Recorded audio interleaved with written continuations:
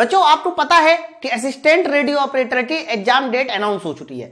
8 फरवरी से लेकर 8 फरवरी में टोटल 8 दिन और 1 दिन में 2 पेपर। मैं आपको बता दूं टोटल 16 शिफ्टों में असिस्टेंट रेडियो ऑपरेटर का पेपर होने वाला है। असिस्टेंट रेडियो ऑपरेटर में सबसे ज्यादा वैकेंसी और सबसे ज्यादा फॉर्म भी असिस्टेंट रेडियो ऑपरेटर में पड़ा है। मैं आप लोगों के लिए 14 जनवरी से लेकर 19 जनवरी तक 18 जनवरी तक यानी ये 5 दिन ऐसे होंगे जिसमें मैं आपको 5 प्रैक्टिस सेट यूट्यूब पे सॉल्व कराने वाला हूं, है ना। बच्चों आप लोगों को बता दूं, जब आप ये डेट लिख लीजिए सब लोग, 14 से लेकर 18 जनवरी तक मैं आपको 5 सेट सॉल्व कराऊंगा और 8 सेट में जो है साइंस के 25 क्वेश्चन होंगे। मैं आपको बता दूं साइंस है, कुछ केमिस्ट्री के टॉपिक है, ज्यादातर फिजिक्स के टॉपिक है और इसी टॉपिक की यानी ये जो सेट सॉल्व होंगे इसकी इस तरह से डबल कॉलम में आपको पीडीएफ भी मिलेगी, है ना। टोटल आप देखिए यहां पर 25 क्वेश्चन का एक सेट है और मैं आपको बता दूं आपको साइंस में भी आपको क्वालिफाइंग करना ही करना है और इस बार जो है सरकार ने क्वालिफाइड नेचर रख दिया 50%। तो जो भी हमारा टॉपिक होता है उसको आपको सिलेबस के अनुसार ही पढ़ना है। आप देखिए यहां पर जो कुछ भी आपके सिलेबस में उसके अनुसार, चाहे वो मैग्नेटिज्म हो या फिर हमारा कह सकते हो कि आपका कम्युनिकेशन सिस्टम हो, इसके अलावा इलेक्ट्रॉनिक हो, मतलब सारा का सारा इंटर लेवल क्योंकि आपकी क्वालिफिकेशन भी इंटर लेवल की है ना। तो इसके जो सेट होंगे वो हम सेट जो है 14 से लेकर 18 जनवरी चलाएंगे और आज हमारा पहला सेट चलने वाला है। अच्छा, दूसरी बात बच्चों, अगर आप 15 दिन का क्रैश कोर्स ज्वाइन करते हैं तो आपकी साइंस की समस्या खत्म हो जाएगी। 15 दिन का एक ऐसा क्रैश कोर्स जिसमें फिजिक्स और केमिस्ट्री के मिलाकर सारे के सारे टॉपिक कवर किए गए हैं जो कि आपके सिलेबस के अनुसार है, जिसमें फिजिक्स और केमिस्ट्री दोनों मिलेगा। तो बच्चों इस बैच को ज्वाइन करने के लिए, क्रैश कोर्स को ज्वाइन करने के लिए आप माई पाठशाला एप्लीकेशन को डाउनलोड कर सकते हो। डाउनलोड करने के साथ साथ अगर आपको कोई समस्या आती है तो मैं नंबर लिख देता हूं 9696 आप इस नंबर पर ही फोन कर सकते हैं, है ना। तो 14 से लेकर 18 आपका असिस्टेंट रेडियो ऑपरेटर का सेट चलने वाला है, ठीक है। तो चलिए फिर स्टार्ट करते हैं आज का हम लोग पहला क्वेश्चन। आज का देखते हैं पहला क्वेश्चन क्या है। यह रहा भाई आज का पहला क्वेश्चन, पढ़िए समझिए और उत्तर दिए। बोला जा रहा है कि 500 और 200 की संख्या वाले दो कोणों को बोला जा रहा है प्रत्येक की लंबाई L1 मीटर है और इन्होंने एरिया भी दे दिया, क्षेत्रफल दे दिया। तो बताइए पारस्परिक, जिसको आप बोलते हैं म्यूचुअल इंडक्शन, म्यूचुअल इंडक्शन क्या होना चाहिए, है ना। मैं पहले आपको बता दूं ये जो म्यूचुअल इंडक्शन होता है कई बार हम लोग इसको अन्योन प्रेरक भी कहते हैं। क्या बोला जाता है सर? इसको बोला जाता है अन्योन प्रेरकत्व। तो चाहे आप म्यूचुअल इंडक्शन के नाम से जान लीजिए, चाहे अन्योन प्रेरकत्व के नाम से जान लीजिए, कोई फर्क नहीं पड़ता। मैं आपको बता दूं जब भी कभी दो कॉइल बहुत पास रखी होती है तो उनका जो म्यूचुअल इंडक्शन M होता है उस M को निकालने का फॉर्मूला होता है म्यू नॉट, है ना। आगे होता है बच्चों N1 N2, ध्यान रखिएगा N1 N2 के साथ ऊपर कॉमन एरिया और नीचे जो होती है वो उसकी कॉमन लंबाई L। ध्यान रखना दो कॉइल के बीच आने वाला म्यूचुअल इंडक्शन हम लोग ये फॉर्मूले से निकालते हैं μ1 N1 N2 into A divide by L के साथ। नोट डाउन कर लो। अब इन्होंने बहुत सारी चीजें दे रखी है, जैसे कि आप देखिए यहां पर इन्होंने N1 दे रखा 500 फेरे, सर इन्होंने N2 दे रखा सर 200 फेरे। अब मेरी बात समझो, सर इन्होंने लंबाई दे रखी 1 मीटर और बच्चों यहां पर इन्होंने एरिया भी दे रखा है 4 × 10⁻⁻2 और आगे बताइए क्या है मीटर स्क्वायर। ऐसे ही तो है। तो सारी वैल्यू पुट करके आप आंसर निकाल आएगा। अच्छा, आपके मन में आ रहा है कि ये सवाल किस टॉपिक का है? मेरे भाई यहां पर ये देखो एक टॉपिक लिखा हुआ है, मैग्नेटिक इफेक्ट लिखा है। तो ये जो मैग्नेटिक इफेक्ट लिखा हुआ है, इंडक्टेंस लिखा हुआ है, इंडक्शन जिसको बोलते हैं, ये सारे टॉपिक से सवाल बनते हैं कुछ इस तरह के, ठीक है। चलो वैल्यू पुट करते हैं। अच्छा, म्यू नॉट यहां पर एक और टर्म आया है मेरे भाई, आपको मैं पहले बता दूं इलेक्ट्रोस्टैटिक में आपको मैं पढ़ाऊंगा ये बात। म्यू नॉट अपॉन 4π का मान होता है 10⁻⁻7 और ये SI यूनिट होती है। लेकिन अगर म्यू नॉट का मान मैं पूछूं कि म्यू नॉट का मान कितना हो जाएगा, सर म्यू नॉट का मान हो जाएगा 4π × 10⁻⁻7। 4π × 10⁻⁻7 ये हमारे म्यू नॉट का मान होगा, ठीक है। सर N1 कितना है? सर N1 है हमारा 500। N2 कितना है? सर N2 है हमारा 200। अब मेरी बात समझो, सर एरिया कितना है? एरिया है तुम्हारा 4 × 10⁻², 4 × 10⁻²। मेरे भाई और लंबाई बताइए 1 मीटर है, तो लंबाई रखिए चाहे ना रखिए कोई फर्क नहीं पड़ेगा। अब पूरा इसको सॉल्व करना है और सॉल्व करने के बाद मुझे बताना है कि इस सवाल का आंसर क्या होना चाहिए। लेकिन बच्चों ऐसा डेटा ना हमेशा टेक्निकल तरीके से सॉल्व होता है। यहां पर -4 था, ठीक है। अब ये टेक्निकल तरीका क्या हो सकता है मैं आपको पहले बता दूं। बच्चों सबसे पहले यहां देखिए ये 0 ये 0, आप देखिए यहां पर हमारे पास 4 0 है, 1 2 3 4। सर 4 जीरो को 10 की पावर माइनस 4 से कैंसिल कर दो, है ना। बच्चों मैं आपको बता दूं, जब भी कभी आप लोग इंडक्टेंस वाला चैप्टर पढ़ते हो और एसी सर्किट पढ़ते हो तो वहां पर हमेशा इस बात को याद रखिएगा, एक पैरामीटर आता है सर, वो पैरामीटर होता है पाई। पाई का मान कितना होता है सर? पाई का मान होता है 3.14। मैं आपको ये दो चीजें बता दूं, जब भी कभी आपके सामने 8 पाई लिखे, 8 पाई मिले, देखो पाई की वैल्यू होती है 3.14 और 8 का मल्टीप्लाई जब 3.14 में करेंगे तो लगभग इसका डेटा 25 के आसपास आने वाला है। हमेशा इस बात को याद रखना, लगभग इसका डेटा 25 के आसपास आने वाला है। सेम उसी तरह से जब आपको कहीं 4 पाई लिखा हुआ मिले तो हम लोग इसको लगभग 12.5 लिखेंगे। सेम उसी तरह से कहीं पर आपको 16 पाई नजर आए तो लगभग हम लोग इसको कितना लिखेंगे सर? 16 पाई को 16 × 48 यानी लगभग हम इसको 50 लिखेंगे, है ना। हमेशा याद रखना, इंडक्शन वाले चैप्टर को पढ़ते समय हम लोगों को ये वैल्यू को याद रखना पड़ेगा, ठीक है। तो बहुत सारी जगह पे पाई आने वाला है। चलो भैया इसी वैल्यू को याद करते हुए कुछ समझते हैं। देखो सर 5 दूनी 10, 10 में तुम्हारा 1 जीरो बचेगा, तो 1 जीरो रहेगा तो 10 की पावर माइनस 7, ये 10 की पावर माइनस 6 बन देगा, है ना। फिर इसके बाद यहाँ 4 चौको 16, तो मेरे भाई जो आंसर आने वाला है वो 16 पाई, है ना। 16 पाई के साथ इंटू 10 की पावर माइनस 7। आप मेरी बात समझो, 4 चौको 16, 5 दूनी 10 इतना। अब सवाल ये कि इसका आंसर दे कितना, तो बच्चों एक बात बताओ, 16 पाई को हम क्या 50 लिख सकते हैं? वहां से देखिए, है ना। तो ये लगभग हमारा कितना हो जाएगा सर? ये लगभग हमारा 50 हो जाएगा। तो 50 × 10 की पावर माइनस 6, ये हमारा उत्तर होना चाहिए। याद ये रखना है आप लोगों को मेरे भाई कि म्यूचुअल इंडक्शन का मात्रक भी हेनरी होता है, स्वप्रेरकत्व का मात्रक भी हेनरी होता है, म्यूचुअल इंडक्शन का भी हेनरी। अब ये देखना है कि इनमें से कौन सा आंसर हमारा सही होना चाहिए। बच्चों सबसे पहले तो माइक्रो वर्ड लगा है ना। हेनरी वाला आंसर तो गलत, 2 आंसर में माइक्रो लगा है। मेरे भाई 10 की पावर माइनस 6 हटाएंगे, 10 की पावर माइनस 6 हटाएंगे तो भैया इसका आंसर 50 माइक्रो हेनरी होगा। माइनस 6 हटाना तो 50 माइक्रो हेनरी ना ये है, 50 माइक्रो हेनरी ना ये है। 101% इस सवाल का सही उत्तर ऑप्शन नंबर डी आने वाला है, 101%। यकीन ना है तो आप देखिए बच्चों, क्या हम लोग इसको 50 को, ध्यान सुनो, 10 की पावर माइनस 3 से मल्टीप्लाई करा के 0.05 कर ले और बुढ़े 10 की पावर माइनस 3 कर ले। आप देखिए सर 50 × 10 की पावर माइनस 6 को माइनस 3 से मल्टीप्लाई करके ये लिख सकते हैं इंटू माइनस 3, है ना। अभी भी ये हेनरी है, लेकिन जैसे ही आप इसका माइनस हटाओगे मेरे दोस्त, तो माइनस हटा देने के बाद ये 0.05 और आगे बताइए क्या बन जाएगा? मिली हेनरी बन जाएगा, ठीक है। तो इस सवाल का जो सही आंसर जाएगा वो ऑप्शन नंबर डी वाला उत्तर जाएगा। याद ये रखना है कि 2 कॉइल्स का म्यूचुअल इंडक्शन निकालने का फॉर्मूला क्या होता है, तो रह देना ये फॉर्मूला होता है 2 कॉइल्स का म्यूचुअल इंडक्शन निकालने का। वेरी इंपॉर्टेंट फॉर्मूला है, ध्यान रखिएगा, ठीक है। चलो आगे, तो पहले वाला सवाल आई होप आपको समझ में आ गया होगा।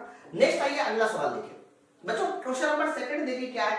जब एक कुंडली के माध्यम से 0.5 सेकंड में 13 एम्पियर से 7 एम्पियर धारा में परिवर्तन होता है और इसका ईएमएफ भी दे दिया इन्होंने इतना, तो बताइए सॉपेयर रूढ़ान क्या है। बच्चों ये भी इंडक्शन का ही चैप्टर है। देखो मैं आपको बता दूं, आप लोग वर्क पावर और एनर्जी यूनिट बहुत पढ़े हो, लेकिन मैं आपको बता दूं पेपर में अगर अच्छा क्वेश्चन बनेगा तो इन्हीं चैप्टरों से बनेगा। तो इन चैप्टर के क्वेश्चन मैं थोड़ा ज्यादा रखूंगा, क्योंकि आपको जो चीजें जो है ना एकदम सही और सटीक वो भी क्वेश्चन रहेंगे, लेकिन इनके थोड़े ज्यादा रहेंगे, है ना। बच्चों मैं आपको पहले विद्युत वाहक बल ई का फॉर्मूला बता दूं। सर ई का पहला फॉर्मूला होता है n × delta phi upon delta T.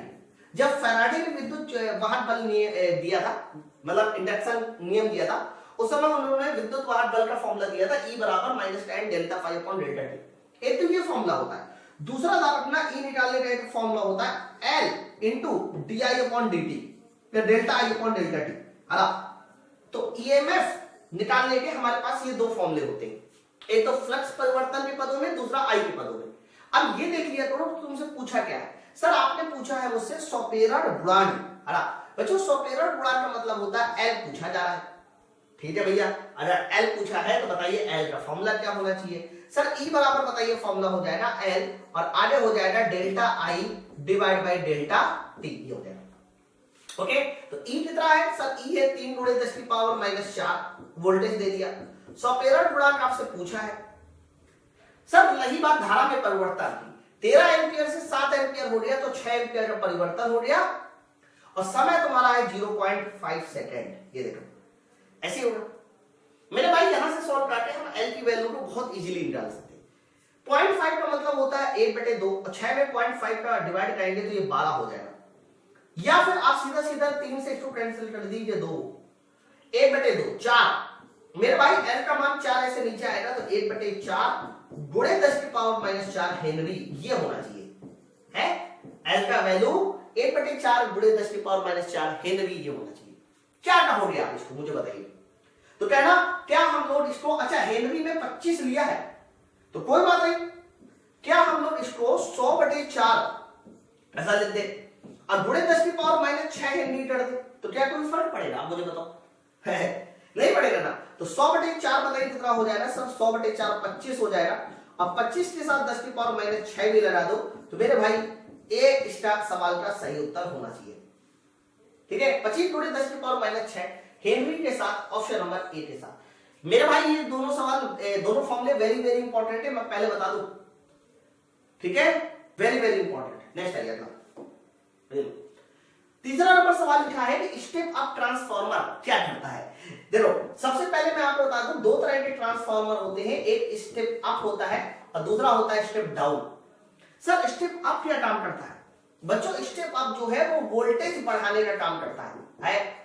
Sir voltage बढ़ाने का काम कौन करता है? Step up. जैसे कि कहीं पर 25 वोल्ट है और आपको बढ़ा के इसको 250 वोल्ट बनाना है, तो अगर 25 वोल्ट को हमें 250 वोल्ट बढ़ाना है तो याद रखिएगा वहां पर हम एक स्टेप अप ट्रांसफार्मर इस्तेमाल करेंगे। सर स्टेप अप ट्रांसफार्मर जो होता है वो एसी वोल्टेज के लिए, या कोई भी ट्रांसफार्मर हमेशा इस बात को याद रखना वो एसी वोल्टेज पे ही काम करता है, कभी भी वो डीसी वोल्टेज पे काम कर ही नहीं सकता। ठीक है, ओके। हाँ लेकिन पता है इसको कहते क्या है? वोल्टेज बढ़ाता है एकदम सही, लेकिन इसका सही स्टेटमेंट ये होता है कि जो हमारा स्टेप अप ट्रांसफार्मर है ना, वो निम्न वोल्टेज की, ध्यान सुनिएगा, निम्न वोल्टेज की उच्च धारा को, ऐसा बोला जाएगा बिल्कुल, निम्न वोल्टेज की उच्च धारा को, है ना, उच्च वोल्टेज की निम्न धारा में कन्वर्ट करता है, उच्च वोल्टेज की निम्न धारा में कन्वर्ट करता है।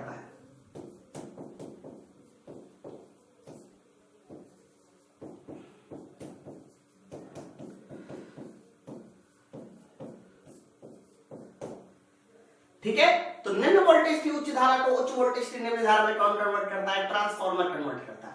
तो आप बताओ इस सवाल का सही आंसर किसके साथ जाने वाला है ना? तो low voltage at low current गलत, low voltage at high current, high voltage at low current, ये इसका एकदम करेक्ट आंसर जाना चाहिए ऑप्शन नंबर डी।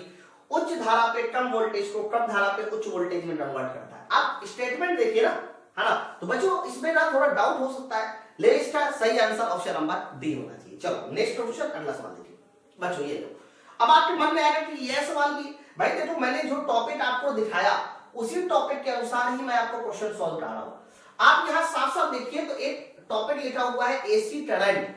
ध्यान रखिएगा ये जो एसी करंट है ना, एसी करंट में ही हमें सारे के सारे सर्किट पढ़ने होते हैं, जैसे कि एल सी आर, है ना। तो ये जो एल सी आर सर्किट है बच्चों, ये सब हमें एसी करंट में पढ़ने होते हैं और इसी के अनुसार मैं आपके ये सारे क्वेश्चन लेके आ रहा हूं। जैसे कि आप अगला क्वेश्चन देखिए, क्वेश्चन नंबर 4 बोला जा रहा है the voltage reading on the voltmeter V in the correct circuit show. बच्चों ये बहुत प्यारा सवाल है, एक्चुअली में एसी सर्किट का सवाल है। मैं आपको कुछ चीजें समझा दूं पहले। देखो ये जो इस तरह से ऐसे होता है सर, इसको बोलते हैं रेजिस्टेंस R, है ना। कॉइल जैसा होता है, इसको बोलते हैं इंडक्टेंस L, और ये हमारा धारिता है कैपेसिटेंस C। मतलब ये एक तरह का LCR सर्किट है। याद ये रखना है आप लोगों को कि जब हम लोग LCR सर्किट पढ़ते हैं ना मेरे दोस्त, उस समय जो नेट वोल्टेज होता है, ये सब फॉर्मूले ना मैंने अपने क्लास में डिटेल में कराए हैं बच्चों। मैं आपको बता दूं इसकी पूरी मैंने थ्योरी एप्लीकेशन में पढ़ा रखी है। तो जितने भी बच्चे इस बैच को ज्वाइन करना चाहते हैं, इस प्रैक्टिस बैच को ज्वाइन करना चाहते हैं, एक्चुअली में प्रैक्टिस बैच नहीं है, ये एक प्रकार का 30 दिन का क्रैश कोर्स है फिजिक्स का, है ना। तो ये 30 दिन का क्रैश कोर्स है फिजिक्स का, जिसमें मैं आप लोगों को इसके सिलेबस के अनुसार पूरी थ्योरी बताने वाला हूं, पूरी थ्योरी मतलब कंप्लीट कराने वाला हूं। और बच्चों मैं 5 मोस्ट एक्सपेक्टेड सेट भी देने वाला हूं। तो 5 हमारे मोस्ट एक्सपेक्टेड सेट भी होंगे इसमें, है ना। तो बच्चों ये सब मैंने उसमें थ्योरी में पढ़ाया है। जो भी बच्चे नहीं ज्वाइन किए हैं, मैं एक नंबर लिख देता हूं 9696 102 411। आप मेरे दोस्त इस नंबर पे फोन करके बैच को ज्वाइन कर सकते हैं, ठीक है। चलो, तो मैंने ये कहा कि एलसीआर सर्किट में जो नेट वोल्टेज होता है उसका फॉर्मूला होता है आर में आने वाला वोल्टेज उसका स्क्वायर और वीएल का स्क्वायर माइनस वीसी का स्क्वायर। ठीक है, ये सब बातें याद होनी चाहिए, रटी हुई होनी चाहिए। फेजर डायग्राम से ये सब आता है, फेजर डायग्राम। अब देखो, टोटल वोल्टेज हमारा 300 है, ध्यान सुनो, और यहाँ एल और सी का वोल्टेज यानी जो वीएल कहना चाहिए वो 150 है और वीसी भी तुम्हारा 150 है। तो मेरे भाई वीएल और वीसी को सवाल के अनुसार, चित्र के अनुसार बराबर बोल दिया, तो वीएल और वीसी बराबर 150 माइनस 150 जीरो हो गया, तो नेट वोल्टेज हमारा 300 आया, है ना। और वीआर सर ये जीरो हो चुका है, वीएल माइनस वीसी जीरो हो चुका है, और ये जो वी है आर में आने वाला वोल्टेज ये मुझे पता करना है। तो बच्चों आर में आने वाला वोल्टेज वी आर का स्क्वायर, तो फाइनली मुझे साफ साफ दिखाई दे रहा है कि आर में आने वाला वोल्टेज हमारा 300 वोल्ट ही होने वाला है। कितना होने वाला है सर? 300 वोल्ट होने वाला है। इस प्रश्न का सही आंसर ऑप्शन नंबर डी जाना चाहिए। समझ में आ रही मेरी बात है? कितना प्यारा सवाल था और एकदम आसान क्वेश्चन, ऐसा नहीं कि बहुत ज्यादा कठिन। ये क्वेश्चन हमारा वर्क, पावर और एनर्जी का सवाल है, सबसे फेमस क्वेश्चन है। बच्चों बोला जा रहा है कि बल F बराबर लिखा हुआ है CX ऐसे, फिर बोला है x बराबर 0 से सर x बराबर x1 तक, सर x बराबर 0 से x बराबर x1 तक। क्लियर या टार्क बताइए, क्लियर या टार्क कितना होना चाहिए? हाँ, तो बच्चों अगर मैं टार्क की बात करता हूं कि टार्क क्या होगा, तो यहां देखो बल का मान x पर निर्भर कर रहा है। ओके, तो जब बल का मान x पे निर्भर करता है तो हमेशा हम लोगों को इंटीग्रेशन वाला मेथड लगाना पड़ता है, और फॉर्मूला जो इंटीग्रेशन का होता है वो ये होता है कि अगर आपको वर्क डन निकालना है F बराबर W बराबर इंटीग्रेशन F इंटू dx, ये लगाता है। ठीक है, और ये फॉर्मूला तब लगाना होता है जब हमारा बल अपनी वैल्यू को बदलता है। F की जगह पे CX रख दीजिए मेरे भाई, C तो हमारा कांस्टेंट है बाहर, लेकिन जैसे ही x का इंटीग्रेशन करेंगे बच्चों तो x का इंटीग्रेशन हो जाएगा x स्क्वायर बटे 2। सर x स्क्वायर बटे 2 ये तुम्हारा इंटीग्रेशन हो जाएगा x का, है ना। लेकिन लिमिट हमारी कहां से कहां तक है? तो लिमिट हमारी 0 से x1 है। तो जैसे ही, अच्छा लिमिट रखना सबको आता है, पहले रखी जाती है ऊपर वाली लिमिट और चिन्ह बदल के फिर बताइए कौन वाली लिमिट होती है? नीचे वाली लिमिट होती है। तो मेरे भाई इस सवाल का जो सही आंसर जाने वाला है वो 1/2 हरा CX1 square. Sir CX1 square ये हमारा वर्क डन होगा, चेक करो जल्दी से। ऑप्शन नंबर हमारा बी सवाल का सही उत्तर होगा। ठीक है, चलो नेक्स्ट आइएगा, बताओ। बच्चों छठवां नंबर सवाल ये, यदि किसी पानी के पंप की शक्ति 2 किलोवाट है और जी बराबर इतना है, तो इसके द्वारा 1 मिनट में कितना पानी ऊपर चढ़ाया जाएगा? बच्चों यहां पर ये भी सवाल वर्क, पावर और एनर्जी का क्वेश्चन है, और मैं आपको बता दूं वर्क, पावर और एनर्जी में पावर का फॉर्मूला mgh/T लगाया जाता है। वेरी इंपॉर्टेंट फॉर्मूला है। पावर की वैल्यू 2 किलोवाट है और 2 किलोवाट का मतलब होता है 2000 वॉट, है ना। द्रव्यमान आपसे पूछा जा रहा है, जी की वैल्यू 10, ऊंचाई का मान 10 और समय की वैल्यू उन्होंने कही दी है 1 मिनट। ये देखो सर 1 मिनट को हमें सेकंड बनाना पड़ेगा बच्चों, 1 मिनट का मतलब होता है 60 सेकंड, है ना। चलो तो आप बताओ 10101010। मेरे भाई यहां से आप सॉल्व करके देखिए तो m बराबर 1200 किलोग्राम आ जाएगा, यानी जो पानी ऊपर चढ़ेगा वो 1200 केजी ऊपर चढ़ेगा। और आपको बात मैं बता दूं कि पानी के केस में 1 लीटर पानी 1 किलोग्राम पानी होता है। हाँ, बाकी पेट्रोल के केस में ऐसा नहीं होता बिल्कुल भी, है मिट्टी के तेल के केस में ऐसा बिल्कुल भी नहीं होता, लेकिन पानी के केस में याद कर लो कि 1 लीटर पानी 1 किलोग्राम पानी होता है, पूरा का पूरा। तो 1200 किलोग्राम पानी सर 1200 लीटर पानी बन जाएगा, है ना। समझ रहे हैं बात को? चलो नेक्स्ट आइएगा, बताओ। बच्चों ये सवाल जो है थायरिस्टर से सवाल है, थायरिस्टर फैमिली का है। तो मैं फिर से आपको टॉपिक का नाम दिखा दूं, ये क्वेश्चन मैंने यहां से उठाया है इलेक्ट्रॉनिक डिवाइस से। वेरी वेरी इंपॉर्टेंट क्वेश्चन है और कई बार ये क्वेश्चन रिपीट भी होता है। मैं आपको फिर से बता दूं ये सवाल कैसे सॉल्व होगा। अगला सवाल क्वेश्चन नंबर 6वां नंबर 7वां बोला जा रहा है कि थायरिस्टर SCR क्या है ना। बच्चों ये सवाल का आंसर और ऑप्शन वेरी वेरी इंपॉर्टेंट है। पहले तो मैं आपको बता दूं SCR का पूरा नाम क्या होता है। याद रखिएगा SCR का पूरा नाम होता है सिलिकॉन कंट्रोल्ड रेक्टिफायर। ठीक है, तो सिलिकॉन कंट्रोल्ड रेक्टिफायर ये तुम्हारे कह सकते हो SCR का पूरा नाम है, रेक्टिफायर। अब सवाल ये है कि ये होता क्या बच्चों, ये तरह डायोड से मिलके बनते हैं। देखो कैसे मिलके बनते हैं मैं आपको बताता हूं। जैसे कि मान लीजिए मैंने आपको यहां पर डायोड कुछ दिखाया, यहां पर आप देखिए हमारे पास पी प्लेट से एन प्लेट जुड़ा, फिर पी प्लेट जुड़ा, फिर एन प्लेट जुड़ा। यानी ये जो मैंने आपको स्ट्रक्चर बना के दिखाई है सर, ये है हमारा थायरिस्टर। थायरिस्टर में ध्यान रखना 3 टर्मिनल होते हैं, एक यहां टर्मिनल होगा, एक यहां टर्मिनल होगा और बच्चों एक यहां टर्मिनल होगा। ऐसे 3 टर्मिनल होते हैं। मैं इनके नाम भी बता दूं सर, इस टर्मिनल को बोलते हैं हम लोग एनोड, इसको बोलते हैं कैथोड, और याद रखना इस टर्मिनल को बोलते हैं गेट। ठीक है, गेट वाला जो टर्मिनल है वो ध्यान रखना कैथोड के नजदीक जो वाली पी वाली प्लेट होगी, ऐसे याद कीजिए, गेट का टर्मिनल कैथोड के जो नजदीक वाली प्लेट होगी, पी वाली प्लेट, उससे लिया जाएगा। ये हमारा एचसीआर होता है, जिसको आप बोलते हैं सिलिकॉन कंट्रोल रेक्टिफायर। एक्चुअली में ये इलेक्ट्रॉनिक स्विचों में यूज किया जाता है। बच्चों आप यहां देखो, यहां पर 3 टर्मिनल है। कौन कौन से 3 टर्मिनल है? एनोड, कैथोड और गेट। तो अगर टर्मिनल की बात करते हैं कि एचसीआर कितने टर्मिनल का डिवाइस होती है, तो कह देना ये 3 टर्मिनल डिवाइस होती है, 3 टर्मिनल। ओके, लेयर की बात करते हैं तो पी लेयर, एन लेयर, फिर पी लेयर, एन लेयर। बच्चों यहां पर जो लेयर होगी वो 4 लेयर हो जाएगा। सर जंक्शन की बात करते हैं तो 1 जंक्शन, 2 जंक्शन, 3 जंक्शन, तो कितने जंक्शन बने? सर यहाँ पर 3 जंक्शन बने हैं, तो ये कह सकते हैं कि ये हमारा 3 जंक्शन वाला रेक्टिफायर होता है। बोलो भाई, बात सबको क्लियर है? तो आंसर इसका किसके साथ जाना चाहिए? वेरी वेरी इंपॉर्टेंट सवाल है, ध्यान रखना। तो ये हमारा 3 टर्मिनल, 3 जंक्शन, 4 लेयर। ठीक है, इसमें 4 है ही नहीं। देखो, तो आंसर इसका जाएगा ऑप्शन नंबर बी के साथ, 4 लेयर, 3 टर्मिनल, 3 जंक्शन। आप देखो ना यार, ठीक है। चलो, और कोई उत्तर नहीं मिल रहा? नहीं, और कोई भी आंसर देख लीजिए, हमारे सवाल में नहीं है। नेक्स्ट है बताओ, 8वां नंबर सवाल देखो क्या है।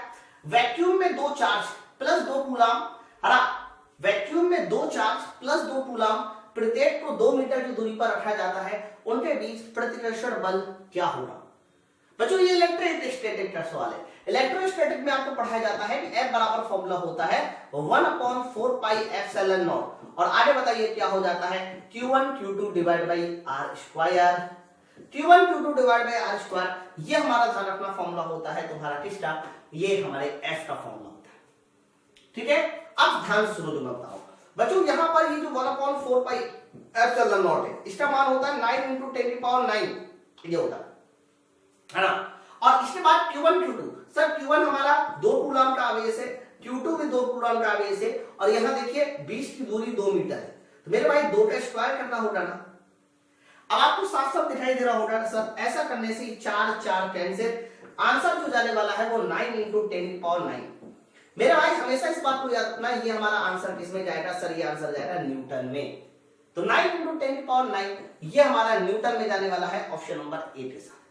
ठीक है, नेक्स्ट बताओ बच्चों, 9वां नंबर सवाल देखिए। The power factor of LCR circuit, LCR circuit का पावर फैक्टर पूछ रहा है कि भैया बता दो एलसीआर सर्किट का पावर फैक्टर क्या होना चाहिए। लग जाएगा। पहले मैं आपको बता दूं, वो भी अनुनाद की स्थिति में पूछा, रेजोनेंस की कंडीशन में। तो बच्चों जब हम लोग रेजोनेंस पढ़ते हैं तो रेजोनेंस का मतलब ये होता है कि जब एल का पेरिटा, तो मतलब इंडक्टेंस, और एससी यानी एक्सएल और एक्ससी जब बराबर हो जाते हैं, तो याद रखना ये कंडीशन रेजोनेंस की कंडीशन कहलाती है। आप चाहो तो इस कंडीशन को ऐसा भी लिख सकते हैं कि omega L is equal to 1/ओमेगा सी, एक्ससी का मान 1/ओमेगा सी होता है। मेरे भाई जब इसको सॉल्व करके निकाला जाता है तो ओमेगा बराबर आता है 1/√LC। ठीक है, ये है रेजोनेंस की कंडीशन। और याद रखना रेजोनेंस की कंडीशन में इन्होंने पूछा पावर फैक्टर। तो मेरे भाई पावर फैक्टर एक्चुअली में होता क्या है? तो कह देना जब आप cos फाई निकालते हो ना, तो भैया cos फाई को ही हम लोग क्या नाम से जाना जाता है? सर इसी को बोला जाता है पावर फैक्टर। cos फाई को ही हम लोग बताइए किस नाम से जानते हैं? सर पावर फैक्टर के नाम से जानते हैं। मैंने कहा वेरी गुड। अब प्रश्न ये है कि पावर फैक्टर जो है इस रेजोनेंस कंडीशन में होगा क्या? तो मेरे भाई जब हमारा XL और XC बराबर हो जाएगा, पहले मैं पावर फैक्टर का जनरल फॉर्मूला बता दूं। सर पावर फैक्टर का जनरल फॉर्मूला होता है R डिवाइड बाई Z। याद रखना R डिवाइड बाई Z ये हमारे पावर फैक्टर का जनरल फॉर्मूला होता है। बच्चों याद रखना जब हमारा LCR सर्किट होता है ना, तो Z का फॉर्मूला क्या होता है? सर Z का फॉर्मूला होता है रूट के अंदर XL माइनस XC का स्क्वायर प्लस R स्क्वायर। लेकिन रेजोनेंस कंडीशन में XL XC बराबर, तो Z बराबर भी कितना आ जाता है? सर Z बराबर भी R आ जाता है। Z की वैल्यू R रखेंगे, R से R कैंसिल हो जाएगा, पावर फैक्टर 1। ठीक है। तो रेजोनेंस की कंडीशन में एलसीआर सर्किट में बच्चों जो पावर फैक्टर आता है, बताइए उसका मान किसके बराबर आता है? 1 के बराबर आता है। मतलब मैं ऐसा नहीं कि आपको रटवा रहा हूं, मैं चीजें समझा रहा हूं कि कहां से आता है ना। चलो नेक्स्ट आइए 10 वाला। चलो बच्चों बोला जा रहा है कि पीएन जंक्शन में फॉरवर्ड बाइस क्या होता है? ये भी हमारा इलेक्ट्रॉनिक डिवाइसेस वाले है ना। जैसे कि मान लीजिए यहां पर मैंने एक डायोड बनाया जिसमें मैंने आपको ये दिखाया कि ये हमारा एक तरह का पीएन जंक्शन डायोड है। ये मैंने पीएन जंक्शन डायोड बनाया ऐसे, है ना बच्चों। यहां पर मैंने पीएन जंक्शन डायोड बनाया और फॉरवर्ड बाइस क्या होता है? सर फॉरवर्ड बाइस ये होता है कि जब हम अपनी पी प्लेट को, सर पी प्लेट को पॉजिटिव प्लेट के साथ जोड़ते हैं, सर पी प्लेट को पॉजिटिव प्लेट के साथ जोड़ते हैं, एन प्लेट को नेगेटिव प्लेट के साथ जोड़ते हैं, तो याद रखिएगा इस कंडीशन में करंट बहती है और इस कंडीशन में जब करंट बहती है मेरे भाई तो इसी को हम लोग फॉरवर्ड बाइस कहते हैं। क्या बोलते हैं? फॉरवर्ड बाइस। तो कोई पूछे कि फॉरवर्ड बाइस क्या है तो कहना पीएन जंक्शन डायोड के पी प्लेट को पॉजिटिव प्लेट के साथ, एन प्लेट को नेगेटिव प्लेट के साथ जोड़ते हैं, दैट इज कॉल्ड फॉरवर्ड बाइस। है ना बच्चों। याद रखना फॉरवर्ड बाइस जो होता है सर वो एक तरह का क्लोज स्विच की तरह काम करता है, हमेशा इसमें करंट बहती है। ओके चलो आंसर जल्दी से देखिए क्या आंसर होगा। सर पॉजिटिव टर्मिनल रो पी से, नेगेटिव टर्मिनल रो एन से। अरे वाह, पहला ही आंसर हमें मिल गया, पॉजिटिव टर्मिनल रो पी से, नेगेटिव टर्मिनल रो एन से। और कोई भी उत्तर ऑप्शन नहीं देंगे मेरे भाई। इस सवाल का सही आंसर ऑप्शन नंबर ए होगा। नेक्स्ट अगला बताओ। ये भी हमारा एसी सर्किट का सवाल है। यहां पर सवाल देखिए क्या है। यदि एक प्रत्यावर्ती धारा आई का मान इन्होंने दे रखा है, सर आई का मान है 10 और आगे बताइए क्या है? साइन 314 और आगे है बच्चों टी, ये लिखा है। फिर आगे देखो क्या बोला जा रहा है, तो इसकी आवृत्ति लगभग कितनी होगी? सर इन्होंने फ्रीक्वेंसी पूछी मेरे भाई। ये जो इक्वेशन आपके सामने लिखी ना, ये एसी सर्किट की जनरल इक्वेशन है और एसी सर्किट की जो जनरल इक्वेशन होती है उसको हम इस फॉर्म में भी लिखते हैं, I बराबर आई नॉट साइन ओमेगा टी। ठीक है चलो, तो जैसे ही आपने कहा ये लिखा है तो बच्चों ये जो आई नॉट है ना, एक्चुअली में ये आई नॉट होती है मैक्सिमम धारा, है ना। आई नॉट बराबर 10 और याद रखना आई नॉट जो होती है वो मैक्सिमम धारा होती है। सर ये मैक्सिमम मान है, लेकिन ओमेगा बराबर कितना हो जाएगा? 314। तो मेरे भाई ओमेगा बराबर हो जाएगा 314। लेकिन ओमेगा है क्या? सर ओमेगा को बोला जाता है कोणीय वेग। इस ओमेगा को हमें कोणीय आवृत्ति के पदों में खोलना होगा, यानी इसका फॉर्मूला होता है 2 पाई f। ओके यहां f आवृत्ति 314, वैल्यू को पुट कर दीजिए तो बच्चों पाई की वैल्यू होती है 3.14 इंटू f, है ना। और यहां बताइए कितना हो जाएगा? 314। हम लोग बहुत इजीली f की वैल्यू निकाल सकते हैं। कैसे? अगर मैं 3.14 को 314 से कैंसिल करूं तो बच्चों 100 बार जाएगा। चेक कर लो जल्दी से। अरे भाई ये डिवाइड करेंगे 100 और यहां 2 है और यहां 100 है, तो ये कितनी बार जाएगा? सर 50 बार जाएगा। तो फाइनली मुझे यहां से पता चलेगा कि फ्रीक्वेंसी एफ बराबर बताइए कितना हो जाएगा? सर 50 हर्ट्ज हो जाएगा। ये हमारा फ्रीक्वेंसी आने वाला है 50 हर्ट्ज। ओके तो कभी भी ऐसा कोई भी सवाल है तो हम लोग कंपैरिजन करके सवाल का उत्तर बता सकते हैं। नेक्स्ट बराबर ये मोशन का सवाल है। अरे मैंने कहा ना पूरा विद सॉल्व करूंगा। 6 मीटर पर सेकंड स्क्वायर के त्वरण से चलने वाली एक कार अपनी यात्रा के 5वें सेकंड में 40 मीटर की दूरी तय करती है, बताइए कार का प्रारंभिक वेग क्या है? तो बच्चों साफ साफ देखिए इन्होंने 5वें सेकंड में चली हुई दूरी पूछा है। कहा है कि जो भी हमारा पार्टिकल है वो 5वें सेकंड में कितने मीटर की दूरी तय करता है? सर 5वें सेकंड में वो 40 मीटर की दूरी तय करता है। तो बताइए कार का प्रारंभिक वेग क्या होना चाहिए? तो मेरे भाई याद रखना जब भी कभी 3वें सेकंड में चली हुई दूरी का तुमसे फॉर्मूला पूछा जाता है तो आप हमेशा कहते हो ना u प्लस हाफ a और आगे बताइए क्या बताते हो? 2t माइनस 1, ये तो बताते हो। ठीक है भाई तो क्या हो जाएगा? सर tt ये 5वें सेकंड में चली हुई दूरी कितना है? 40 मीटर। तो दूरी की जगह हमें 40 करना पड़ेगा, u की जगह प्रारंभिक वेलोसिटी पूछ रहा है और एक्सेलरेशन a की जगह 6 और आगे बताइए समय 5 सेकंड था तो 5 दूनी 10 माइनस 1 9, है ना। 5वें सेकंड की बात हो रही थी तो 5 दूनी 10 माइनस 1 9। अब चलो भाई इसको जल्दी सॉल्व करा लो। तो मेरे भाई यहां से अगर सॉल्व कराएं तो ये 3 9 3 27 तो u बराबर जो हो जाएगा वो 40 माइनस 27 हो जाएगा और 40 में से 27 जाएगा तो बताइए उत्तर किसके साथ जाएगा? 13 मीटर पर सेकंड के साथ जाएगा। तो यहां पर जो प्रारंभिक वेलोसिटी होगी सर उस प्रारंभिक वेलोसिटी का आंसर 13 मीटर पर सेकंड होगा, option number D. Next question तो बच्चों अगला सवाल क्वेश्चन नंबर 13 देखिए क्या है, what is the working principle of transformer. Transformer का कार्य सिद्धांत क्या है ना। बच्चों याद रखना ट्रांसफार्मर में दो तरह की कॉइल होती है, इनमें से एक को बोला जाता है प्राइमरी कॉइल और ध्यान रखना दूसरे को बोला जाता है सेकेंडरी कॉइल।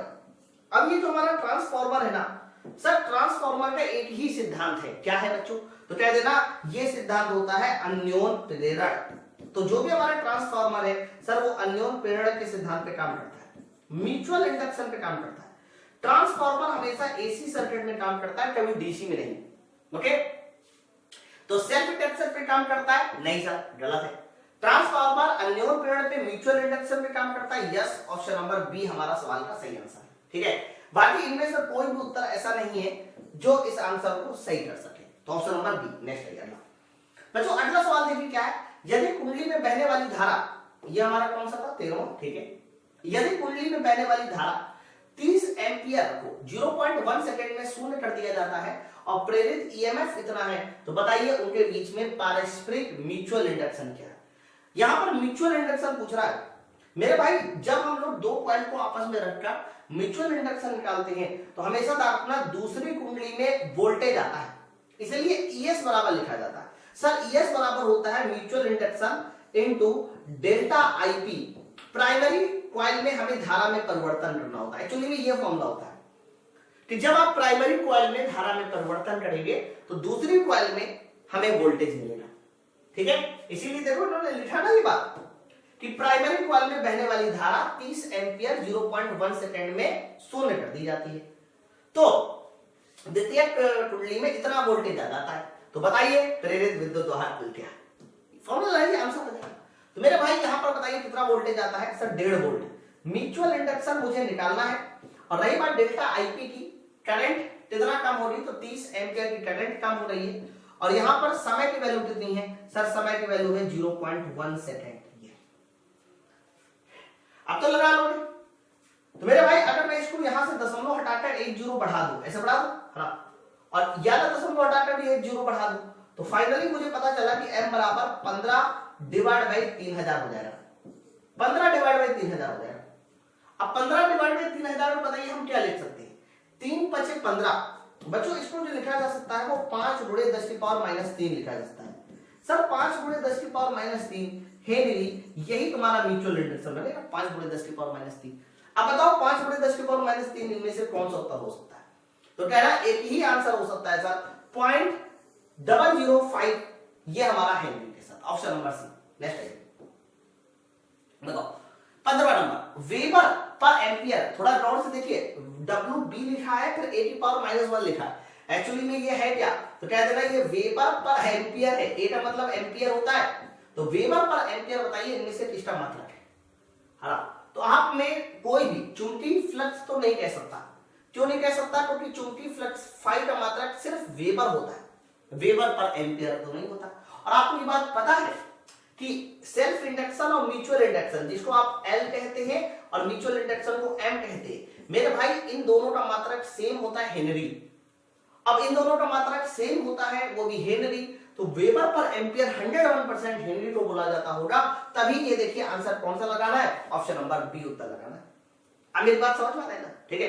अब सुनो ध्यान से बच्चों, आपको मैं बता दूं n फाई बराबर होता है L इंटू आई, ये सुना है ना। देखो नंबर ऑफ टर्न का कोई मात्रक नहीं, फाई का मात्रक वेबर और L की यूनिट मान लो मुझे निकालनी है और I का मात्रक एम्पियर।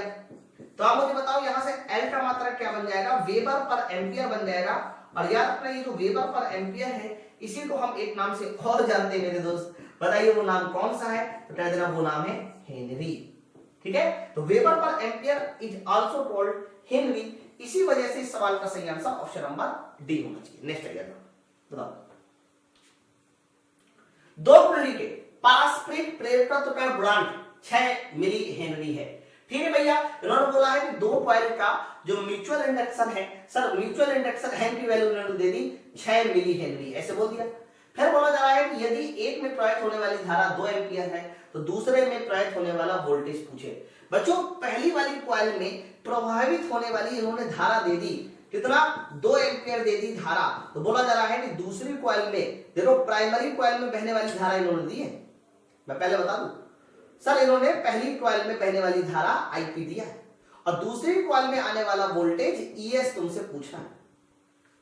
बताइए क्या ईएस होगा। तो याद करो फॉर्मूला क्या बताया था, तो कहना मैंने फॉर्मूला बताया था कि दूसरी कॉइल में आने वाला जो बच्चों वोल्टेज होता है ईएस, सर उस ईएस को निकालने का फॉर्मूला होता है mutual induction M delta IP divide by delta t, ये होता है। लेकिन जैसे आपने ये फॉर्मूला देखा और फॉर्मूले को देखकर आपको एक चीज स्पष्ट हुई कि मेरे भाई यहाँ पर ये जो 2 एम्पियर लिखा हुआ है, ये जो 2 एम्पियर लिखा हुआ है सर इसमें तो कोई परिवर्तन ही नहीं हो रहा। अब मुझे बताओ क्या इसमें कोई परिवर्तन हो रहा है? बताइए 2 कॉइल में प्रेरित है और आगे लिखा है प्रवाहित होने वाली धारा 2 एम्पियर है। क्या कहीं ऐसा लिखा है कि धारा के मान में समय के सापेक्ष परिवर्तन हो रहा है? नहीं।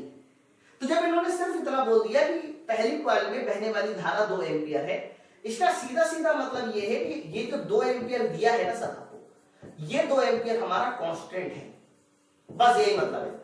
और अगर कांस्टेंट है तो इसका परिवर्तन कितना हो जाएगा? 0।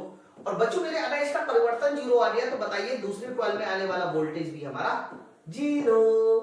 इसीलिए इस सवाल का सही आंसर ऑप्शन नंबर ए होगा। ठीक है ना। जल्दीबाजी में अगर आपने धोखे से ये कह दिया कि 6 दूनी 12 कर दिया और जो भी आपने सोचा हो, नहीं सर वो आंसर गलत हो जाएगा। ठीक है, चलो 7वां नंबर सवाल, ये हमारा ट्रांसफार्मर का क्वेश्चन है। बोला जा रहा है कि एक ट्रांसफार्मर, और मैं आपको बता दूं रेडियो ऑपरेटर में ट्रांसफार्मर पेरेटर इनके यूज भी बहुत होते हैं यार। देखो 17वां नंबर क्या, एक ट्रांसफार्मर के प्राथमिक कुंडली में फेरों की संख्या 100 है। सर प्राइमरी कॉइल में फेरों की संख्या N1 बराबर इन्होंने दे दिया 100। ध्यान सुनो, 8 एम्पियर की धारा प्रवाहित होती है। सर प्राइमरी कॉइल में धारा की वैल्यू भी इन्होंने दे दी 8 एम्पियर। ध्यान से सुनना कायदे के साथ। फिर आगे देखिए क्या, सर इनपुट पावर 1 किलोवाट है, यानी पहले वाली जो पावर है बच्चों को कितना बोल दिया? 1 किलोवाट, ये पहले वाली पावर भी बोल दी। फिर आगे देखो इन्होंने क्या बोला, सर दूसरी कुंडली में 500 वोल्ट का वोल्टेज पाना है, तो दूसरी कॉइल का इन्होंने वोल्टेज दिया है 500 वोल्ट। सर दूसरी कॉइल का 500 वोल्ट वोल्टेज है, तो बताइए दूसरी कॉइल में फेरों की संख्या डेट इज कॉल्ड N2, आपको N2 क्या होना चाहिए? ये क्वेश्चन है। ठीक है, लग जाएगा? बताइए लग जाएगा? लग जाएगा सर, कोई टेंशन वाली बात नहीं। ये जो पहली कॉइल में इन्होंने पावर दी है ना, यही सबसे इंपॉर्टेंट है बच्चों। आपको बता दें पहली कॉइल में पावर 1000 वॉट भी कह सकते हैं भाई, वाट में 1000। पावर का फॉर्मूला होता है पहली कॉइल का वोल्टेज इनटू पहली कॉइल की धारा।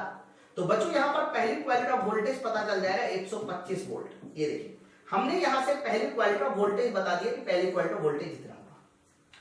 अब देखो यहां पर आपको N2 पूछा था, दूसरी कॉइल में आने वाला हमारा क्या कह सकते हो? फेरों की संख्या। अब यहां एक जनरल फॉर्मूला मैं बताता हूं, उस फॉर्मूले को याद रखिए बच्चों। याद रखना ट्रांसफार्मर रेशियो का एक फॉर्मूला होता है, फॉर्मूला होता है तुम्हारा N2 डिवाइड बाई N1 है ना, is equal to E2 divide by E1 is equal to I1 divide by I2। ध्यान रखिएगा। और आगे होता है ट्रांसफार्मर रेशियो, कई बार आप इसको E से शो करते हैं, कई बार इसको K से शो करते हैं। तो ये फॉर्मूला हमारे ट्रांसफार्मर रेशियो का होता है और इंपॉर्टेंट है फॉर्मूला, ऐसा नहीं कि फर्जी वाला, इंपॉर्टेंट है। ठीक है सर, आपको N2 निकालना है। चलो भैया N1 कितना है? N1 है 100। E2 कह दो या V2 कह दो, उससे फर्क नहीं पड़ेगा है ना। तो ये हमारा 500, E1 की वैल्यू 125 है ना। मेरे भाई यहां से दूसरी कॉइल का निकाल के देख लीजिए, तो फेरों की संख्या हमारी 400 आ रही है। सर फेरों की संख्या हमारी 400 आ रही है, ऑप्शन नंबर सी सवाल का सही उत्तर। नेक्स्ट आ जाएगा, ये सवाल बड़ा प्यारा है यार। 18वां नंबर, ये ग्रेविटेशन का सवाल है। देखो मैं ऐसा नहीं कुछ भी पढ़ा रहा हूं, मैं फिर से बता दूं आप लोगों को, मैं जितना भी जो कुछ पढ़ा रहा हूं ना वो सब सिलेबस और टॉपिक वाइज ही पढ़ा रहा हूं। ये देखिए ग्रेविटेशन भी इसके सिलेबस में है ना। बस ये हो सकता है कि आप लोगों ने हो सकता है इसके सिलेबस में मोशन ऑफ सैटेलाइट पढ़ा हो। मोशन ऑफ सैटेलाइट ग्रेविटेशन ये सब एक ही चीज होती है। प्रश्न देखिए, उपग्रह की समय अवधि T है, मतलब उपग्रह का आवर्तकाल इन्होंने T बोला। जैसे उपग्रह एक नई कक्षा में ले जाया जाता है जहां पर इसकी समय अवधि इसके मूल मान का 8 गुना हो जाती है। मतलब इन्होंने बोला है कि जो टाइम पीरियड T है ना सर, वो बताइए कितने गुना हो जाता है? 8 गुना हो जाता है। तो बताइए कक्षा की त्रिज्या में कितनी वृद्धि होगी। अब यहां पर तुम्हें केपलर का दूसरा नियम लगाना पड़ेगा। ग्रहों के मोशन के संबंध में केपलर ने नियम दिए थे। सर केपलर ने कहा था कि किसी भी ग्रह का टाइम पीरियड का स्क्वायर उसकी औसत त्रिज्या के घनमूल के समानुपाती होता है। ये भाई साहब इसने कहा था सर, ये टेबल नहीं कहा था। मैंने कहा वेरी गुड।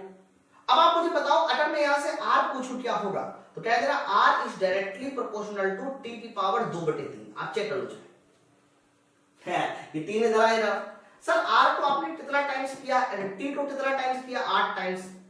अगर t हमारा 8 गुना हुआ है तो फर्क जो पड़ने वाला है वो 8 की पावर 2/3 का पड़ने वाला है। 8 की पावर 2/3 का पड़ने वाला है। तो मेरे भाई ये बताओ 8 की पावर 2/3, वेरी गुड। तो ये 2 आ जाएगा घनमूल लेके, और 2 का स्क्वायर 4, यानी त्रिज्या जो है वो 4 गुनी बढ़ जाएगी, है ना। त्रिज्या हमारी 4 गुनी बढ़ जाएगी। ऑप्शन नंबर बताइए किसके साथ जाएगा, डी वाला आंसर होगा। कुछ था नहीं इसमें। और ये कहां से आता है, तो कह देना ये केपलर का सेकंड लॉ है, और सेकंड लॉ से ही हमारा ये रिजल्ट आता है। ठीक है, चलो नेक्स्ट 1900 इंपॉर्टेंट। आप इस सवाल को वेरी वेरी इंपॉर्टेंट कर लो, जिस तरह से मैं चैप्टर के नाम देख रहा हूं, है ना, और इस सवाल में पूछे जाने की सबसे ज्यादा संभावना है। बोला जा रहा है कि यदि म्यू नॉट मुक्त स्थान की पारगम्यता है और एप्सिलॉन नॉट, सर ये इलेक्ट्रिसिटी की पारगम्यता है, तो बोला जा रहा है कि प्रकाश की गति के बारे में बताइए इनमें से कौन सा कथन सही है। हमेशा इस बात को याद रखना, जो प्रकाश की गति होती है c, उस c का फॉर्मूला ये भी होता है 1/√μ0 एप्सिलॉन नॉट। याद कीजिएगा प्रकाश की गति c बराबर होता है म्यू नॉट 1/√μ0 एप्सिलॉन नॉट, है ना। और जब इन दोनों वैल्यू को कैलकुलेट करके हम लाइट की स्पीड निकालते हैं, तो लाइट की स्पीड निकल के आती है 3 × 10⁸ और आगे होता है मीटर पर सेकंड। ठीक है, तो ये हमारा इस सवाल का सही आंसर क्या जाएगा, ऑप्शन नंबर सी। मिलता जुलता आंसर देखिए, ऑप्शन नंबर सी है। नेक्स्ट ये लो 20वां नंबर सवाल ये है कि ट्रांसफार्मर का कार्य क्या है। क्या है ट्रांसफार्मर का? पहला लिखा है ट्रांसफार्मर का उपयोग एसी वोल्टेज और धाराओं को नीचे ऊपर करने में लगता है। ये तो सही लग रहा है मुझे यार। डीसी टू एसी बदलना है, नहीं गलत है। DC to AC, AC to DC, नहीं, ये सब काम यार प्रत्यावर्तक के हैं, रेक्टिफायर के एसी टू डीसी बदलना। अरे सर ट्रांसफार्मर का उपयोग डीसी वोल्टेज की धाराओं को ऊपर नीचे करता है, नहीं सर ये भी गलत है। एक्चुअली में इस सवाल का सही answer option number A directly हो जाएगा कि ट्रांसफार्मर का उपयोग एसी वोल्टेज को कम ज्यादा करने में लगता है, और जब वोल्टेज कम हो जाएगा तो धारा अपने आप कम ज्यादा हो जाएगी। ऑप्शन नंबर ए सवाल का सही उत्तर है। ये लाइट का सवाल है। लाइट भी हमारे सिलेबस में है। मैं पहली बार आपको ये सिलेबस इसलिए दिखा रहा हूं ताकि मैं समझा सकूं आपको कि क्या क्या सिलेबस में। ये देखिए रे ऑप्टिक्स, रे ऑप्टिक्स में पूरा का पूरा लाइट ही आता है ना। तो ध्यान रखना पूरा का पूरा लाइट हमारा किसमें आता है, वो सब रे ऑप्टिक्स में आता है। फिलहाल आगे बढ़ते हैं, हम लोग कौन से नंबर में पहुंच गए थे सर, हम लोग था क्वेश्चन नंबर 21। यदि प्रकाश की किरण सघन माध्यम से विरल माध्यम जाती है ना बच्चों, देखो इन्होंने बोला है कि जो प्रकाश है ना सर वो कहां से कहां जाता है, सर वो सघन माध्यम से जाता है हमारा विरल माध्यम, सघन से विरल जाता है। फिर आगे बोला जा रहा है कि बताइए इनमें से कौन सा कथन सत्य है। ओके, तो बच्चों सघन से जब विरल जाता है ना तो एक तो अपवर्तनांक क्या हो जाता है, घट जाता है। सघन से विरल जाने में अपवर्तनांक घट जाएगा तो वेलोसिटी बढ़ जाएगी, वेलोसिटी बढ़ गई तो तरंगदैर्घ्य बढ़ जाएगी। और मेरे भाई अगर प्रकाश एक माध्यम चेंज करता है तो उस घटना को बोलते हैं अपवर्तन। इंग्लिश मीडियम वाले लिख सकते हैं इसको रिफ्रैक्शन। क्या बोलते हैं, रिफ्रैक्शन बोलते हैं, है ना। और याद ये रखना है बच्चों, रिफ्रैक्शन में आवृत्ति हमारी कैसी रहती है, कांस्टेंट। और अगर आवृत्ति कांस्टेंट है ना तो मेरे भाई उसकी जो एनर्जी होगी, ऊर्जा होगी, वो भी कांस्टेंट होगी। क्यों, क्योंकि एनर्जी ई बराबर फॉर्मूला होता है H इंटू न्यू। न्यू यहां आवृत्ति होती है, ठीक है। चलो अब देखो ऊर्जा में वृद्धि गलत, आवृत्ति समान रहती है, ये सही। पहला वाला गलत है, दूसरा वाला सही है, हरा। तो इन्होंने सही उत्तर का चयन करना है, तो ये तो गलत हो गया सर, ठीक है। आगे फेज चेंज में परिवर्तन गलत, फेज चेंज में कोई परिवर्तन ही नहीं होता। वेलोसिटी बढ़ेगी, बिल्कुल डी सही। तरंगदैर्घ्य कम होगी, गलत, तरंगदैर्घ्य कम नहीं होगी। तो मेरा भाई आंसर जो है सही वाला बी और डी है, देख लो चाहे तो बी और डी हमारा जो है इस सवाल का सही आंसर जाना चाहिए, ऑप्शन नंबर बी सवाल का सही आंसर। प्यारा सवाल था, मतलब ऐसा नहीं है कि आप इसको हल्के में ले सकते हो। नेक्स्ट आइए बच्चों 22वां नंबर सवाल देखिए क्या बोला जा रहा है कि 400 मोड़ों वाले एक सोलेनॉइड 10 सेंटीमीटर लंबा है और इसकी त्रिज्या इतनी है, सोलेनॉइड के केंद्र पर बताइए कितना चुंबकीय क्षेत्र है। ठीक है सर, चलो पहले तो आप ये समझो कि ये जो वर्ड लिखा है सोलेनॉइड, इसे क्या कहते हैं, ये क्या होता है बच्चों। इसी को हम एक और अन्य नाम से जानते हैं, धारावाही परिनालिका कहते हैं इसको, धारावाही परिनालिका। मेरे भाई धारावाहिक परिनालिका कुछ नहीं होती, इस तरीके से परिनालिका होती है जिसमें हम लोग करंट को फ्लो करके इस पे नॉर्थ पोल और साउथ पोल बनाते हैं, है ना। करंट को फ्लो करके ध्यान रखना, इसमें नॉर्थ पोल और साउथ पोल जब जनरेट कर लेते हैं तो बच्चों इसी को हम धारावाहिक परिनालिका के नाम से जानते हैं। ओके, अब सुनो दूसरी बात बच्चों, इसके केंद्र पर चुंबकीय क्षेत्र पूछा है तो याद रखना जब भी कभी इसके केंद्र पर हम लोग चुंबकीय क्षेत्र पूछते हैं कि क्या होता है धारावाहिक परिनालिका के केंद्र पर चुंबकीय क्षेत्र, तो उसका फॉर्मूला होता है mu naught Ni upon L, है ना। Mu naught Ni upon L ये इसके केंद्र पर आने वाला मैग्नेटिक फील्ड होता है। ओके, जब इसमें करंट I फ्लो करते हैं ना तो इसका एक सिरा नॉर्थ पोल बन जाता है, दूसरा सिरा साउथ पोल बन जाता है, जिसकी वजह से यहाँ पर चुंबकीय बल रेखाएं आ जाती है ना, और ये एक चुंबक की तरह बिहेव करने लगता है बच्चों, उसको हम लोग बोलते हैं इलेक्ट्रोमैग्नेट, है ना, इलेक्ट्रोमैग्नेट। तो चुंबक बन गया तो केंद्र पर आने वाला चुंबकीय क्षेत्र इतना होता है, लेकिन इसके सिरों पर आने वाला चुंबकीय क्षेत्र क्या होता है, तो बच्चों जब भी कभी इसके सिरों पर चुंबकीय क्षेत्र पूछा जाता है, बताइए सर इसके सिरों पर कितना चुंबकीय क्षेत्र आएगा, तो सेम यही formula mu naught Ni upon L याद कर लो, बस L की जगह नीचे 2L कर देना, सर ये सिरों पे आने वाला चुंबकीय क्षेत्र होता है और ये तुम्हारा केंद्र पे आने वाला चुंबकीय क्षेत्र होता है। आप मेरी बात समझ पा रहे हैं? चलो फिर लगा दो, इंतजार किस चीज का, है ना। चलो सर म्यू नॉट का मान कितना होता है, सर म्यू नॉट का मान होता है 4 पाई इंटू 10 की पावर -7, तो ठीक सिर्फ म्यू नॉट पूछा है। नंबर ऑफ टर्न्स, सर फेरों की संख्या है 400, करंट आई कितनी है 5 एम्पियर है, लंबाई कितनी है, लंबाई बच्चों यहां देखो 100 सेंटीमीटर लंबाई है तो सेंटीमीटर को मीटर बना लो, तो 10 सेंटीमीटर सॉरी 10 सेंटीमीटर को मीटर बनाया जाएगा तो 0.1 मीटर आएगा। ठीक है, चलो अब इसको सॉल्व कैसे करना है अपने हिसाब से सॉल्व करना मैं पहले बता दूं, हाँ डरते नहीं करना, ठीक है। चलो देखो कैसे, सबसे पहले तो अगर मैं ये पॉइंट हटाऊं तो मुझे ऊपर एक जीरो बढ़ाना होगा, मैंने अगर बढ़ा दिया तो नीचे वाले साथ मुझे कोई मतलब नहीं। सर ऊपर अगर डॉट से देखिए तो 3 जीरो तो मुझे दिखाई दे रहे हैं, 5 चौको 20, 20 चौको 80, यानी आंसर जो मुझे दिखाई दे रहा है वो 80 के साथ पाई का मल्टीप्लाई होना है ना, और 3 जीरो अगर इस पे दे दिया तो 10 की पावर -4, ये आंसर होना चाहिए, -7 + 3 -4। हाँ चलो अभी आंसर नहीं मिला, कोई बात नहीं। मेरे भाई बताओ अगर 8 गुणे पाई 3.4 25 हो सकता है तो 80 गुणे पाई 250 हो सकता है, तो ये 101% ये वैल्यू 250 आने वाली है, तो उत्तर जाएगा तुम्हारा 250 गुणे 10 की पावर -4, और चुंबकीय क्षेत्र का मात्रा बच्चों टेस्ला होता है, हाँ तो 250 गुणे 10 की पावर -4 टेस्ला, ये सवाल कौन से होता है। अभी भी मिला नहीं मिला तो कोई बात नहीं सर, एक काम और करो, 250 गुणे 10 की पावर -4 को 2.5 गुणे 10 की पावर -2 कर दो, टेस्ला आ गया। ये लो अब तो मिलेगा ना, देखो ऑप्शन नंबर हमारा ए सवाल का सही उत्तर होना वाला है।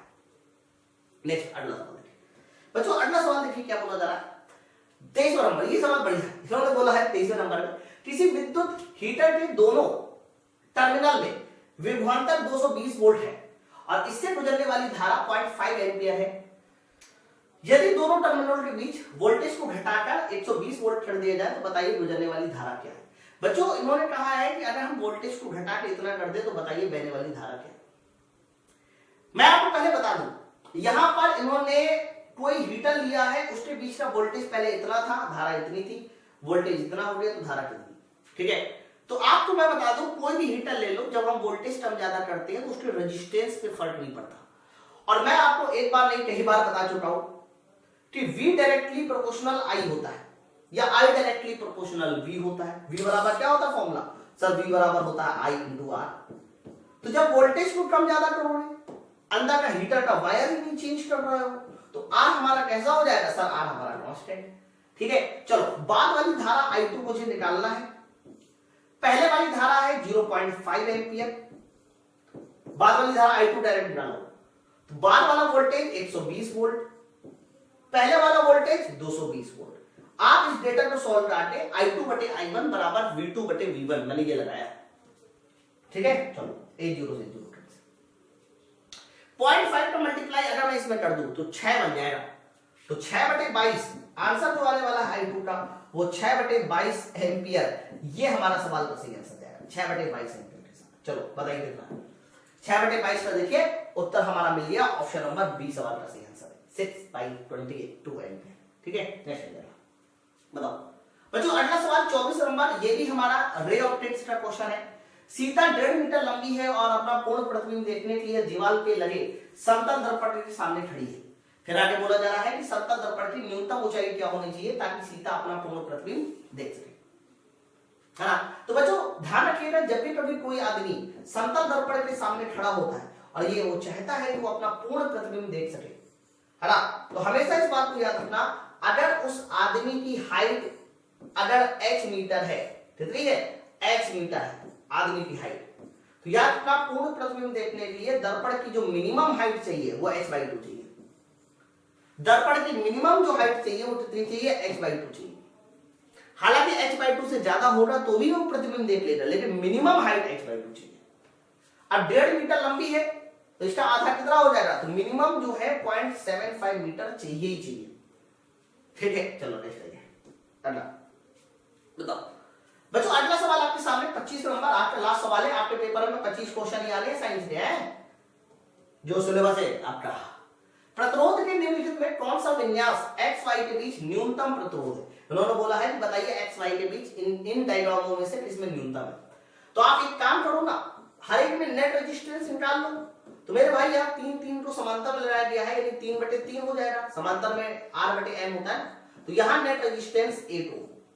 मेरे भाई यहाँ 3 और 3 को समांतर में लगाया गया है, तो यहाँ नेट रेजिस्टेंस कितना हो जाएगा, 3/2 ओम, और 3/2 का मतलब कितना हो जाएगा, 1.5 ओम हो जाएगा।